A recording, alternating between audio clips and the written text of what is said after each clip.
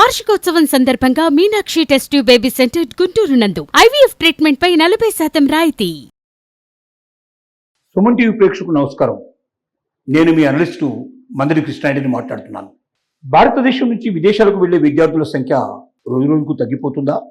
అలాగే విదేశాలకు వెళ్ళినటువంటి విద్యార్థులు చాలామంది వెనక్కు తిరిగి వచ్చేస్తున్నారా? దీనికి కారణం ఏమిటి? గతంలో విదేశాలకు వెళ్ళాలని పోటీ పడేటువంటి విద్యార్థుల్లో రోజురోజుకి విదేశ విద్య మీద మోజు తగ్గుతోందా? స్వదేశంలోనే ఉండి సాధించాల్సినవన్నీ సాధించాలనుకుంటున్నారా అంటే అది నిజమే అని చెప్పక తప్పదనిపిస్తోంది. కారణం ఏమిటి? ఒక్కసారి మనం పరిశీలన చేసి చూస్తే 1922-23 ప్రాంతంలో మనం చూస్తే 9 లక్షలకు పైగా విద్యార్థులు భారతదేశం నుంచి వివిధ దేశాలకి, అది అమెరికా కావచ్చు, లేక యూకే కావచ్చు, కెనడా కావచ్చు, ఆస్ట్రేలియా కావచ్చు, న్యూజిలాండ్ కావచ్చు, లేక జర్మనీ కావచ్చు, రకరకాల దేశాలకు వెళ్ళి చదువుకున్నారు. అదే 2024లో చూస్తే 7.7కి పడిపోయింది.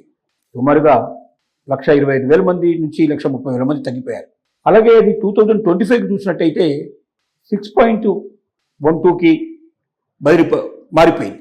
అంటే సుమారుగా 3 సంవత్సరాల లోపల 35% విదేశాలకు వెళ్ళే విద్యార్థుల సంఖ్య పడిపోయింది.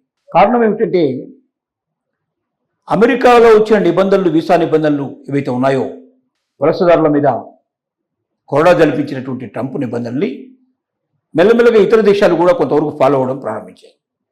కఠినమైన వీసా నిబంధనలు విధించడం. రెండోది, ఉద్యోగ అవకాశాలు కోల్పోవడం. స్టూడెంట్స్గా ఉండే ఉద్యోగాలు చేసుకుంటూ, చిన్న చిన్న ఉద్యోగాలు చేసుకుంటూ తమను తాము పోషించుకొని, అలాగే మరి తమ యొక్క ఖర్చులన్నీ కూడా ఆ ఉద్యోగం నుంచి సంపాదించుకుంటూ పేరెంట్స్ మీద ఆధారపడకుండా తమ జీవితాన్ని ముందుకు నడిపించుకునేవాళ్ళు. ముఖ్యంగా ట్రంప్ రెండోసారి అధికారం రాకముందు ఈ విధానం ఎక్కువగా కొనసాగేది.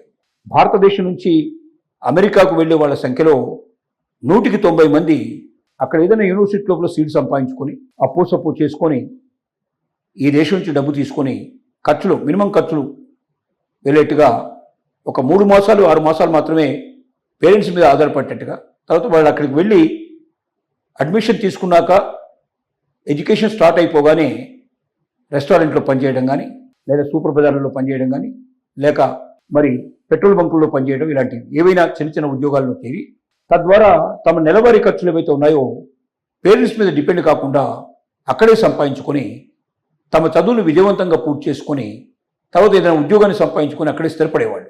ఇది పద్ధతి. కానీ ట్రంప్ రెండోసారి అధికారంలోకి వచ్చిన తర్వాత యుఎస్ లోపల కఠినమైన నిబంధనలు అమలు చేయడం, వలసదారులని వీలైనంత మందిని తిప్పి పంపించడానికి ప్రయత్నం చేయడం, ఓపీటీ లాంటి అవకాశాలు సన్నగిల్లడం, H-1B వీసాకి విపరీతమైనటువంటి $1,00,000 కూడా చెల్లించాల్సిన పరిస్థితి ఏర్పడటం, ఇలాగా కఠినమైన నిబంధనలు తీసుకురావడం వల్ల విద్యార్థులకు భయం ప్రారంభమైంది. తమ విదేశాల లోపల అక్కడ ఏదైనా జాబ్ చేస్తూ తాను చదువును కంప్లీట్ చేస్తామనే నమ్మకాన్ని, వాళ్ళ ఆశలు వదులుకోవాల్సిన పరిస్థితి ఏర్పడింది.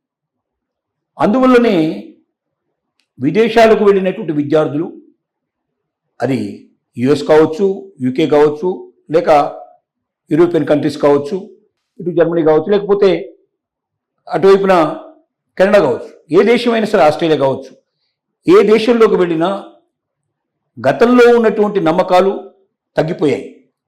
అందరూ యుఎస్ను అనుసరించి అమెరికన్ ప్రెసిడెంట్ తీసుకున్న ఆలోచనలు వాళ్ళు కూడా చేయడం, వీసా నిబంధనలు కొంచెం కఠినతరం చేయడం, అక్కడ లోకల్గా దొరికేటువంటి జాబ్స్ని ఆయా దేశాల వాళ్ళకే చెందేటట్టుగా చేస్తూ విదేశాల నుంచి వచ్చేవాళ్ళు చిన్న చిన్న జాబ్స్కు చేయడానికి అవకాశాలు సన్నగిల్లేటట్టుగా చేయడం, ఇవన్నీ కూడా కారణాలు. దానికి తోడు భారతదేశం లోపల ఉద్యోగ అవకాశాలు పెరగడం, స్టార్టప్ కంపెనీలు పెరిగిపోవడం, తమే స్వయంగా స్టార్టప్ కంపెనీలు తయారు చేసుకోవడానికి ప్రారంభించడానికి కూడా అవకాశాలు పెరగడం, ఎంఎస్ఎంఈ కంపెనీలు బాగా పెరగడం, ప్రభుత్వం బాగా ప్రోత్సహించడం, మరి గ్యారెంటీలు లేనటువంటి లోన్స్ కూడా ఇవ్వడానికి బ్యాంకులు సిద్ధపడటం, ఇలాగ రకరకాల కారణాల వల్ల విదేశీ కంపెనీలు చాలా వరకు తమ బ్రాంచెస్ని ఇండియా లోపల ఓపెన్ చేయటం, ఉద్యోగ అవకాశాలు మెరుగుపడటం, విదేశాల్లో ఉండి తమ చదువును కొనసాగించడం కష్టం అనే పరిస్థితి ఏర్పడటం ఒకటైతే, ఆ తర్వాత ఉద్యోగాలు దొరుకుతాయో లేదనే విషయం ఇంకొకటైతే, సులభంగా భారతదేశంలో అదే జాబ్స్ని అక్కడ సంపాదించి అక్కడ ఖర్చులు పోగా మిగిలినటువంటిది అంతే అవుతుంది. ఇక్కడ ఖర్చులు, ఇక్కడ వచ్చేటువంటి ఆదాయానికి మధ్య వ్యత్యాసం చూస్తే రెండు ఒకటిగానే కనబడతాయి. కాబట్టి అంత దూరం వెళ్ళి స్ట్రగుల్ అయ్యి ఒకవేళ ఏదైనా దొరికిపోయి అక్కడ నిబంధనలకు వ్యతిరేకంగా ఏదైనా ప్రవర్తించి చివరికి ఒక అపరాధిలాగా మరి శిక్షారూఢై ఆ దేశం నుంచి గెంటివేయబడే పరిస్థితి కన్నా ముందుగానే మేల్కొని ఇండియాకు వచ్చేసేసి ఇక్కడ ఉద్యోగ అన్వేషణ చేసుకోవడం మంచిది. ఇక్కడ చదువు కూడా ఇక్కడ ప్రాముఖ్యత పెరిగింది. భారతదేశంలో అన్ని ఎడ్యుకేషన్ ఇన్స్టిట్యూషన్స్ కూడా బాగా పెరిగాయి. 921 ఎడ్యుకేషన్ ఇన్స్టిట్యూషన్స్ని గవర్నమెంట్ ఆఫ్ ఇండియా ఒక స్థాయిలో ఉండేట్టుగా గుర్తించాయి. అంటే స్టాండర్డ్ ఆర్గనైజేషన్స్ కింద గుర్తించాయి. ఈ 924 సంస్థల్లో ఎక్కడ సీటు దొరికినా కూడా ఆ స్టూడెంట్ జీవితం డెఫినెట్గా బాగుపడే అవకాశం ఉంటుందనేది ఒక నమ్మకం కలిగేటట్టుగా ఈ దేశంలోనే విద్యా స్థాయి కూడా పెరిగింది. ఎడ్యుకేషన్ స్టాండర్డ్ పెరగడం ఒకవైపు అయితే స్టార్టప్ కంపెనీలు విపరీతంగా పెరగడం మరొక వైపున పేరు మోసిన కంపెనీలన్నీ ఇండియాకు రావడం, ఇక్కడ ఉద్యోగ ఉపాధి అవకాశాలు మెరుగుపడటం, వీటన్నిటి ఫలితంగా చివరికి భారతదేశంలోనే స్థిరపట్టకపోవడం మంచిది. అనవసరంగా విదేశాలు పట్టుకొని వెళ్ళి దేశంగాని దేశం లోపల మనం ఇబ్బంది పడటం సరైనది కాదు అనేటువంటి దృక్పథానికి ఆలోచనకు స్టూడెంట్స్ అంతా వచ్చినట్టుగా కనబడుతుంది. అందుకే స్టూడెంట్స్ వెళ్ళేటువంటి వాళ్ళ సంఖ్య తగ్గిపోతుంది. దానికి తోడుగా మరి విదేశాలకు వెళ్ళిన వాళ్ళు కూడా తొందరగా తిరిగి వచ్చే ప్రయత్నం చేస్తున్నారు. అంటే ఇంతకుముందు ఎడ్యుకేషన్ అయిపోగానే సపోజ్ డిగ్రీకి వెళ్ళారనుకోండి, డిగ్రీ అయిపోయిన తర్వాత పోస్ట్ గ్రాడ్యుయేషన్ ఇచ్చేవాళ్ళు. పోస్ట్ గ్రాడ్యుయేషన్ తర్వాత వాళ్ళకి ఎట్లాగూ ఓటీపీ కానీ స్టెమ్ ఓటీపీ కానీ రెంట్లో ఏదో దొరికే అవకాశం ఉండటం వల్ల, ఓపీటీ ఉండటం వల్ల ఉద్యోగం సంపాదించుకునేవాళ్ళు. ఇప్పుడు ఉద్యోగ అవకాశాలు మృగ్యమైపోవడం, పార్ట్ టైం జాబ్ చేసుకోవడానికి అవకాశాలు లేకపోవడం, అందువల్ల మాస్టర్ చేసే ఆలోచనలు మానుకోవడం, తర్వాత అక్కడ ఇంటెన్సివ్ ఏదైనా చేయాలనుకున్న వాళ్ళు కూడా చేయకుండా ఆగిపోవడం, ఒకసారి పూర్తి కాగానే ఆ డిగ్రీ పూర్తి కాగానే వెనక్కి వచ్చేస్తున్నారు. అంటే గతం లోపల డిగ్రీకి వెళ్ళిన వాళ్ళు మాస్టర్స్ వెళ్ళిన వాళ్ళు మళ్ళీ అక్కడ ఇంటెన్సివ్ అక్కడే జాబ్ సంపాదించుకోవడం అనేది ఖచ్చితమైన భావంతో వెళ్ళేవాళ్ళు. ఇప్పుడు ఆ భావాన్ని ముగించుకొని వీళ్ళంత తొందరగా దేశానికి వెళ్ళిపోయి భారతదేశానికి వచ్చి స్థిరపడిపోవాలనేటువంటి ఆలోచనతో ఎక్కువగా విద్యార్థులు ప్రయత్నం చేస్తున్నారు. ఇది ఒక గొప్ప మార్పు. ఎందుకంటే గత 20-30 సంవత్సరాల నుంచి మనం చూస్తూ ఉంటే దశాబ్దాలుగా ప్రతి ఏటా విదేశాలకు వెళ్ళే వాళ్ళ సంఖ్య పెరుగుతూ వచ్చింది. కానీ చిత్రంగా ఈ 3 సంవత్సరాల నుంచి తగ్గుతూ 9 లక్షల నుంచి అది 7,7.7 lakhsకి వచ్చేస్తే అక్కడి నుంచి 6.12 lakhsకి వచ్చేసింది.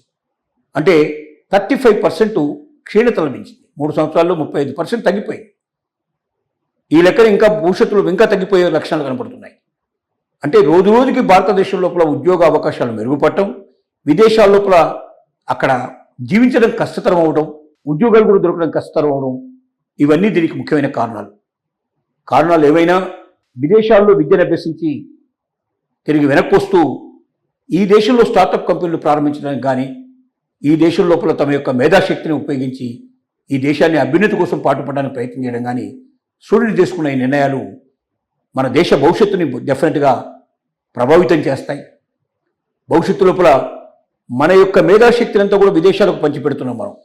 అలాంటి మేధాశక్తిని మన దేశంలోనే ఉపయోగించినట్టయితే ఈ దేశం అన్ని రకాల్లో కూడా ఇంకా అభివృద్ధి అయ్యే అవకాశం ఉంది, ఆర్థికంగా మరింత పుంజుకునే అవకాశం ఉంది.